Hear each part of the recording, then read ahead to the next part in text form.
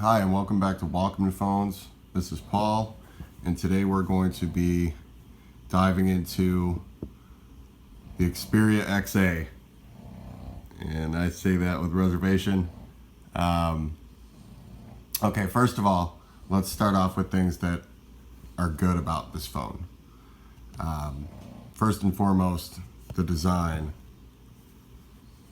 Beautiful design, edge-to-edge display. Really no complaints with any of the fit and finish of it. It's got metal on the sides, wrap around, and then on the back is a polycarbonate, but it's a nice texture to it. It's got a little bit of grip to it. You got your legacy power button since there's no fingerprint reader, and your camera button as well, which loads everything up very quickly. Get to the viewfinder, very fast. So that's good. The size of it, very nice. It's narrow, very thin for the most part, 7.9 millimeters. So no complaints there. As a phone, excellent. The phone calls on it have been really nice. Much better than when I was on my iPhone SE. Everybody's loud and clear, and you can hear everything very nicely. Rest of the connectivity, that's where things start to go a little bit south.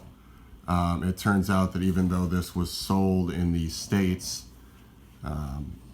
through Amazon or different outlets that would sell it as the North American version, it turns out that this is missing a band for AT&T's network, apparently. I don't know exactly what's going on with the other networks, but I know that for AT&T, I could not lock on to LTE with this phone, at all.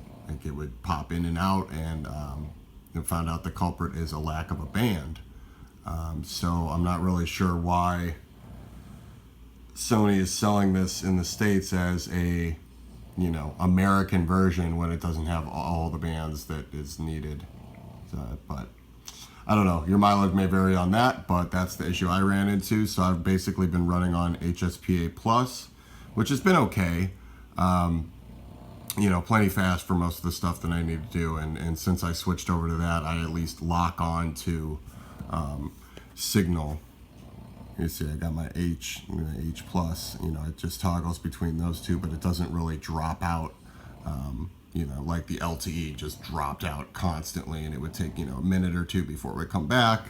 I'd be losing connection. It wouldn't be able to send. My service would cut. I wouldn't be able to send text messages or anything like that. So, HSPA Plus has been the better move for this phone. What else? Battery life, not good. Really not good. It has a 2300 milliamp battery, and I don't know. I mean, it's better. It was better once I switched off of the LTE, because I know that the radios were trying to, find signal and all that kind of stuff. But even without, and being on HSPA Plus on a good connection, the battery life is pretty dismal on the XA. You're looking at a couple hours on screen time, 2.5 maybe. Say I usually leave the house, if I'm out of here at 7:30 or 8 o'clock, by 4:30 the phone's ready to die, and you're not walking home with I've got 30% left or 20%, let me get to a charger. You're usually walking around and you're close to zero, and it's really too bad, because I don't know what the culprit would be, whether it's the optimization, or if it's just the standby time. Something's draining the battery. I've looked at different things, and it turns out that, yeah, that's just kind of how this model is looking, that the battery life is not going to be good. Kind of a shame. I guess if you really monitor it, you might be able to, stretch out, you need your charger handy. This isn't one of those phones that you can just say, well, I haven't used it in a while, so let me just not have my charger with me, and it'll be fine. Most likely it won't be. This phone's been dying on me overnight. Going to bed with maybe 40% left, waking up and the phone's dying. There's something going on. It could be the MediaTek chip. I don't want to say that it is. I don't have a lot of experience with those chips, but could have something to do with that, or just not the greatest optimization. But we'll see. I mean, maybe in the future it'll have fixed with an update. Maybe when Nougat shows up to this phone, which it's on the list to get Nougat, so maybe that'll help it. But just overall, it's not very strong in the battery department. I'd say, well, this being Walkman phones, I guess we can talk about the headphone output and the speaker. Also not great. This is, no, admittedly, I'm trying not to tear this phone apart, because admittedly, this is on the lower end of the X series. This is the entry level. But I don't know. I mean,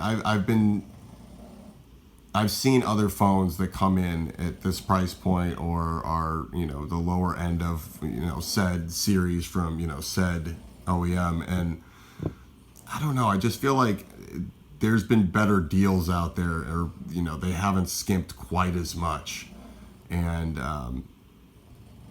headphones playback. I mean, it's really quiet, and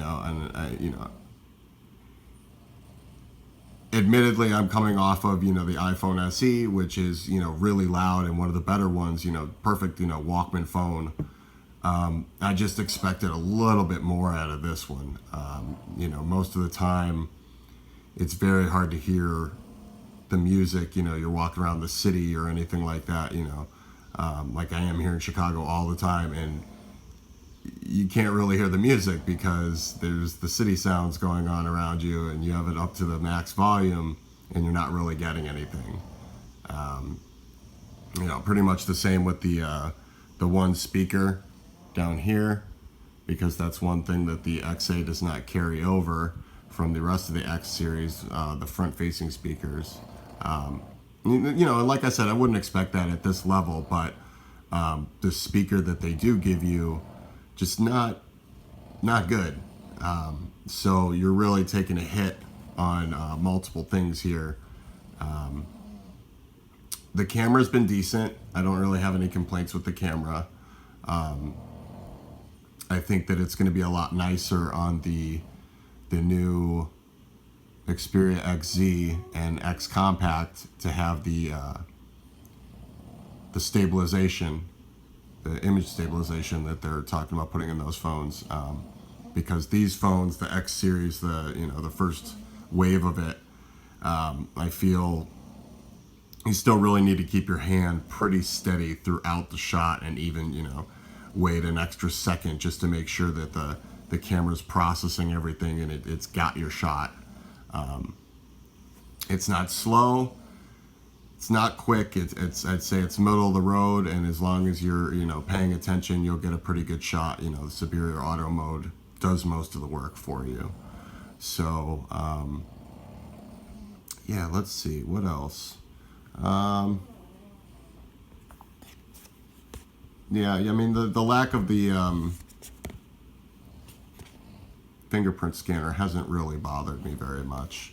One thing I will say has bothered me quite a bit is the fact that this is only 16 gigs of storage, and it has expandable storage, but it's not adaptable storage.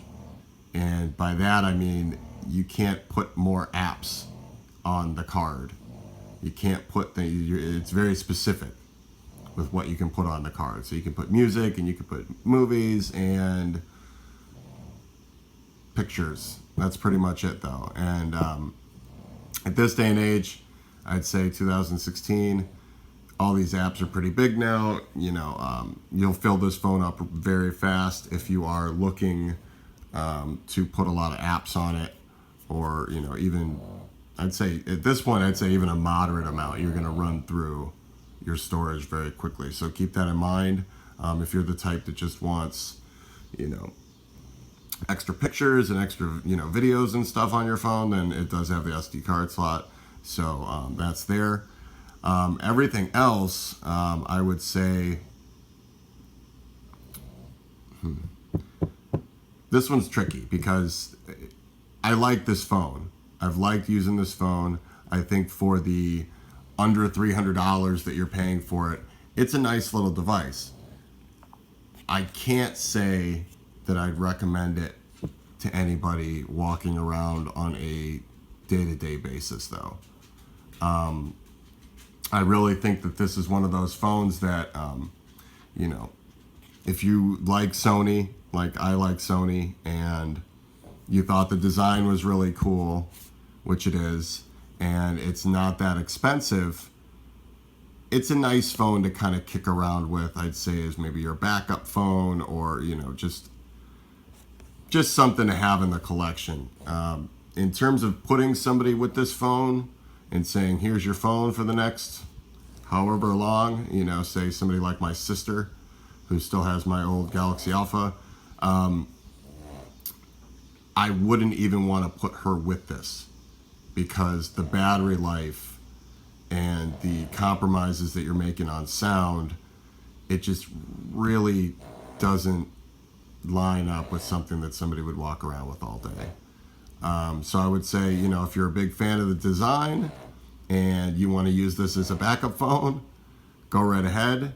Other than that, I would kind of steer clear of this. The new phones are coming out from Sony. This is a pretty compact model, but it's not the, X compact that's coming out, which is going to be nice. It's going to be, smaller, maybe a little bit better processor. I think it's got the Snapdragon 650 in a mist blue. I think that's the one that I'm going to go for.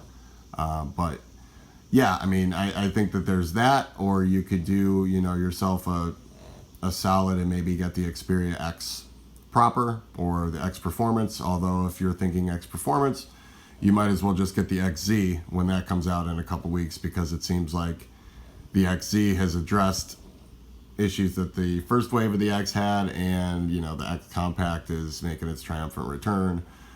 So it's probably better to just look at the stuff that Sony has coming out of IFA. That'll be, I think the X Compact is towards the end of September. It'll be out, and then the XZ is towards the end of October.